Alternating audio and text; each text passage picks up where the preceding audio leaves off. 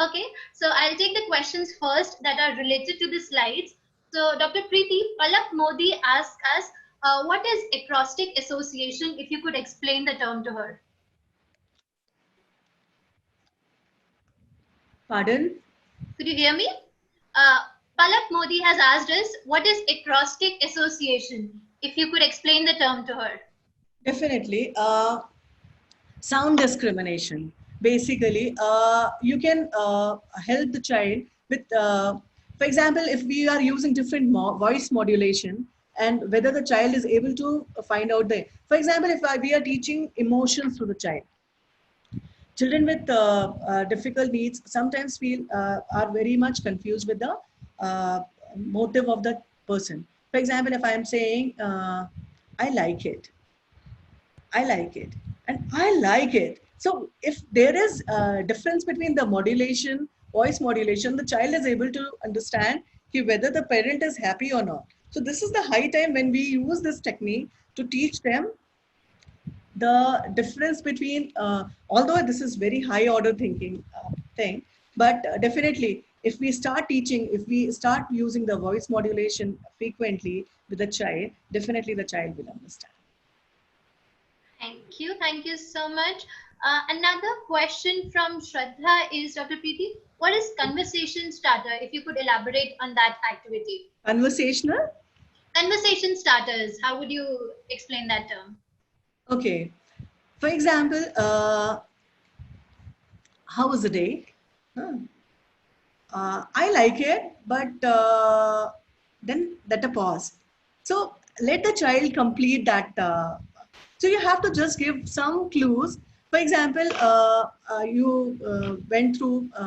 The child is helping you in the kitchen, and I like this, but leave that block and ask the child to complete that. So you have to just give a clue to the child, and child has to complete that statement. Right. And try to be open-ended so that the child will include n number of things. For example, if child help you in baking something, oh, what are the ingredients in that? So the child will tell you, okay, what are the ingredients, because we did it with our kids, and we found that the children very well explain, who are having difficulty with their oral communication also, they explain the recipe very well. So I think you can use that conversation. But the only thing is you have to start that conversation. Because if you are not giving them starters, they are not going to explain the things to you. So you have to start using that. Right, right. Indeed, a lot of people are asking me if there'll be a recording available or if we'll be sharing the slide deck. Let me tell you all, yes, we'll be sharing the slide deck. We'll also be sharing a resource which will have a list of activities that you can practice. Other than that, we'll be sharing a Q&A document where all the questions that are being asked by the attendees will be addressed by the speaker. So all of this will be shared with you via email. Ma'am Priyanka Tripathi asked if we can take parent session as well. Yes, we have a series of webinars planned and we would definitely be taking sessions for parents as well.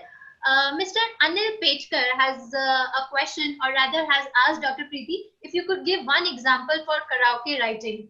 How's the activity planned? Definitely, definitely. For example, I love one very good song, We Shall Overcome. Huh? So I will play this song, We Shall Overcome. I will hum for you, and you have to write as 1 minute time is given to you. I will sing a song, and you have to write along with me. Right. So how many words you have written in 1 minute correctly will give you points. Wow, such an You can use interesting this. activity. You can use this strategy with different languages also. So, for example, if I am singing a Hindi song, they will learn the matras. You can check Right. their matras also, and especially the children who are reluctant to write, you can use this strategy very well. Especially if a child have a musical intelligence and inclination towards music, you can use this strategy. So you have to make mix and matches of their abilities and capabilities of the child and the strategies you are using. Got it. A really interesting activity, I must say. Another question. Sonia David asked us, how can she deal with ignorant and negligent parents who have special needs children? So, being a special education teacher, she's asking this to us. I think here, I think we have to check out our limits also. We can help those who are ready to take help. We cannot force anyone. If parents are ignorant, if parents are not able to, I think we have to understand our limits also. We cannot force anyone. We have to involve them. We have to motivate. We can motivate them through our counseling skills. You have to work on what advantage they will have if they work with their special need kids. You have to tell them again and again, but we cannot force them to learn from you. Or so without willingness we cannot do anything. So I think that we have to understand our boundaries when we are dealing with special need kids. Of course, we'll have to understand our boundaries, and I think so the best way possible here is to motivate the parents to be able to be more understanding. So I think so that goes a long way. Another question from Rosaline is, how can we do activities through virtual sessions now that lockdown has been extended and things like this are happening? So how can we plan activities through virtual sessions? Uh, what we are doing is, I can suggest that only. For example, if I have to teach some fine motor skills or something, some skills to them, I am making videos. My team is making videos, and we are sharing those videos with the parents. Parents are also making the videos and sending it to us, and we are checking whether they are on the right track or not. Uh, for example, for sensory motor, I saw a very good video from a parent where nowadays in India, Doordarshan is broadcasting Ramayan, and Vanar Sena is going to Lanka and through a track. So mother did a very good activity. She used different texture of saris to make a path, and different textures, and the child was dressed up like a Hanumanji, and the child is going through that track saying Jai Shri Ram, Jai Shri Ram. At the same time, the child is having fun, and sensory motor thing is also going on. So I loved that video. So I think if through virtual world, what we can do, we can share our ideas, share the activities, share through the videos and all those things. But definitely, I think the regular follow-up with the therapist, regular follow-up with the special educator is very much essential. You have to get connected with the special educator or the persons with whom you are working through Skype or Zoom or some other medium also, and share your ideas, share your work, and discuss with them. Because end of the day, when the school reopen and the child is going back to the school, they are going to take care of your kids. So don't focus more on the academics or on the bookish knowledge. Work on their skills, which are very much essential for their academics and their life, actually. Totally, totally. And that Hanumanji thing was such a creative way. Each one has a creative streak within us. We just need to deploy that to be able to plan these activities. Vidhi Nand asked us, how can I enhance descriptive writing to my emergent writers? How can she enhance the skill of descriptive writing? I think picture writing is very good option. You can give a small picture to them and ask them to describe that. Start with 2-3 liners and give them some clues, some words, some imagination. Give them imagination lane. Huh? For example, if a picture is seen, so what happened before and what is going to happen after that. So this will help them to imagine a lot. And when they are imagining, they can write a very good passage also. They can write stories also. They can write poetries also. So you have to plan creatively, actually. Right. A number of ways are there. A number of. We just need to be creative about it. Again, another question from Padmavati Chakravarti says, her child is an adolescent. He is very much into gadgets. So how can she engage with different activities? He's in 10th grade. Okay. Actually, gadgets are, I can say that we have given the gadgets to the kids. And this is the age when we have to use gadgets. So the only thing is, if we can provide them something interesting, then gadget, then definitely they will not look at that. So you have to find out the ways how to make the child involved in the household activities.